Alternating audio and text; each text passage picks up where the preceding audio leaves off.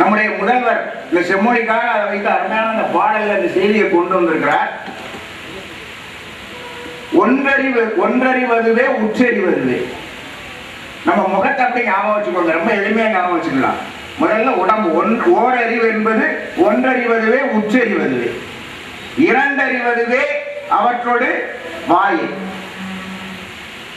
மூவறிவதுவே அவற்றோடு மூக்கு. நாலறிவதுவே அவற்றோடு கண்ணே. ஐந்தறிவதுவே அவற்றோடு செவியே. ஆறறிவதுவே அவற்றோடு மனனே. நேரில் உணர்ந்தோர் நெறிப்படுத்தினர். இது ஒன்று போதாதா? உலகத்தினுடைய மூத்த மொழி தமிழ் என்பதற்கு இந்த ஒரு நூற்பா போதாதா? உலகத்தினுடைய முதல் மனிதன் பேசிய மொழி என்னுடைய அன்னை தமிழ் மொழி என்பதற்கு இந்த ஒரு நூற்பா போதாதா? அறிவை ஆர்வரையாகப்படுத்தி இருக்கிறார்கள். டார்வின் அவர் ஒரு 500 ஆண்டுகள் கூட இருக்காது. அவர் தான் கூடுதலற கொள்கை சொல்கிறார், எவல்யூஷன் தியரி. ஆனால் அதற்கு ஒரு 10,000 ஆண்டுகளுக்கு முன்பாகவே சொல்லி வைத்திருக்கிறார்கள். ஓரறிவு என்பது உச்சரியக்கூடியது.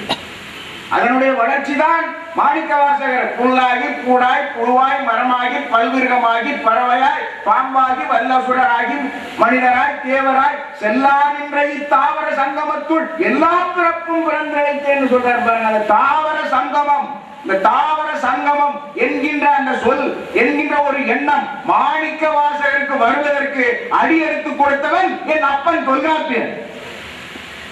அவர் என்ன சொல்றாரு? ஓரறிவுன்னா என்ன? அதுக்கு என்ன? உணரக்கூடிய சக்தி மட்டும்தான். இரண்டு அறிவுக்கு இந்த உணரக்கூடியதோட சேர்த்து வாய் வருது. மூணாவது அறிவு வருகின்ற பொழுது இந்த ரெண்டோட சேர்த்து மூக்கு வருது. நாலாவது வருகின்ற பொழுது காது கண்ணு வருது. அஞ்சாவது அடுத்தது ஆறறிவு என்பது அவற்றோடு மனனே. நேரில் உணர்ந்தோர் நெறிப்படுத்தினர். வெறும் 3 வார்த்தைகள் அப்படின்னு நம்ம சொல்லக்கூடாது. உணர்வதற்கு எத்தனை ஆண்டுகள் ஆயிருக்கும்? நம்ம கையை கொண்டு ஒரு தீயில வச்சா தீ சுடும் அப்படிங்கிற அந்த உணர்வு நமக்கு வருவதற்கு எத்தனை ஆண்டுகள் ஆகும்? ஒரு தீ 2 கல்லை உரைச்சி கொண்டே இருப்பார். 2 கல்லை உரசினால் தீ வரும். அந்த 2 கல்லை உரசினா தீ பத்த வச்சுக்கலாம். அப்படிங்கிற உணர்வதற்கு எத்தனை ஆண்டு காலமாக இந்த மனிதன் போராடி இருப்பான். அப்போ அதை உணர்வதற்கு ஓரறிவு, 2 அறிவு, 3 அறிவு, 4 அறிவு, 5 அறிவு, 6 அறிவு என்பது உணர்வதே ரொம்ப பெரிய விஷயம். அதை உணரணும். முதல்ல உணர்ந்தால் மட்டும் போதாது, நேரில் உணரணும். எதிர்மறையா உணரக்கூடாது. தமிழர்கள் எதிர்மறைக்கு சொந்தக்காரர்கள் அல்ல. அதனாலதான் அவர்கள் என்ன சொன்னார்கள்? உயர்திணை என்று சொன்னார்களே தவிர தாழ்திணை என்று சொல்லல. உயர்திணை அகிரிணை என்றுதான் சொன்னார்களே தவிர உயர்திணை தாழ்திணை என்று சொல்லவில்லை. உயர்திணை அந்த உயர்வு அல்லாத திணை என்றுதான் சொல்லி இருக்கிறார். அதனால என்ன செய்யணும்? நேரில் உணரணும். சரிதான், இதெல்லாம் நல்லது, இதை சொல்லலாம், இதை சொல்லக்கூடாது என்று நேரில் உணர்வதற்கு எத்தனை ஆண்டுகள் ஆகிருக்கும்? அதை நெறிப்படுத்துவதற்கு எத்தனை ஆண்டுகள் ஆகிருக்கும்? நேரில் உணர்ந்தோர் நெறிப்படுத்தினரே, நேரில் உணர்ந்தோர் நெறிப்படுத்தினரே என்கின்ற அந்த 3 சொல்லை மட்டுமே எடுத்து நாம் பார்ப்போம் என்று சொன்னால், ஆயிரக்கணக்கான ஆண்டுகளுக்கு முன்பாக இருந்த மாபெரும் தமிழனுடைய வாழ்க்கை கோட்பாடுகளை உள்ளடக்கிய 3 சொற்கள் அவை. என்மனார் யாப்பரி புலவர் ஒரு 250 இடங்களுக்கு மேலே தொல்காப்பியர் பயன்படுத்துகிறார் என்று சொன்னால் எப்படிப்பட்ட ஒரு விஷயம்! அவன் வந்தான் அப்படின்னு நம்ம சொல்றோம், அவள் வந்தாள் அப்படின்னு சொல்றோம். அது வந்தது, அவை வந்தன, அவர் வந்தார். 5 பால் வேறுபாடு. வேறு எந்த மொழியிலும் இந்த பால் வேறுபாடு கிடையாது. அவன் வன்னு, அவள் வன்னு, அது வன்னு. கழுதையும் வன்னுது, ஆளும் வன்னு. கழுதையும் ஒண்ணுதான், ஆளும் ஒண்ணுதான். ஆங்கிலத்தில் கூட எப்படி சொல்ல முடியும்? he comes, it comes, அவ்வளவுதான். அந்த அது ஆண் பெண் பலர், அது ஒன்றன் பால், பலவின் பால், வேறுபாடு கிடையாது. ஆனால் இந்த 5 பால் வேறுபாடை உருவாக்க வேண்டும் என்று சொன்னால் தொல்காப்பியர் காலத்திற்கு முன்பாக எத்தனை ஆண்டுகள் இவர்கள் அல்லல் பட்டிருக்க வேண்டும், எத்தனை ஆண்டுகள் அவர்கள் உணர்ந்திருக்க வேண்டும், அதை நாம் கொஞ்சம் எண்ணி பார்க்க வேண்டும். அப்படிப்பட்ட ஒரு மாபெரும் மொழி. இசையை பற்றி சொன்னார்கள். தமிழே இசைதான். ஐயன் திருவள்ளுவர் அழகாக சொல்றார் பாருங்க, ஈதல் இசைப்பட வாழ்ந்த அது வல்லது ஊதியம் இல்லை உயிர். முதல்ல நீ என்ன செய்யணும்? கொடுக்கணும். அப்புறம் என்ன செய்யணும்? இசைப்பட வாழ்தல்.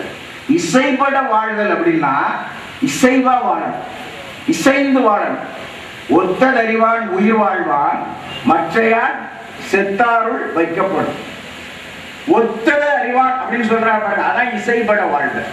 ஒருத்தர் இசை பாடிட்டு இருக்காருன்னா நான் கேட்கணும், நான் கேட்டு அவர் கூட ஒத்துக்கணும்.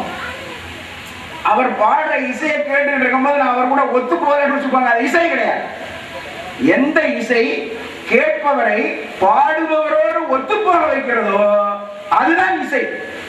அதான் பாரதி அழகாக சொல்வான், காண பறவை கலகலனும் ஓசையினும் காட்டு நடுவாரம் காட்டு இசையினும்.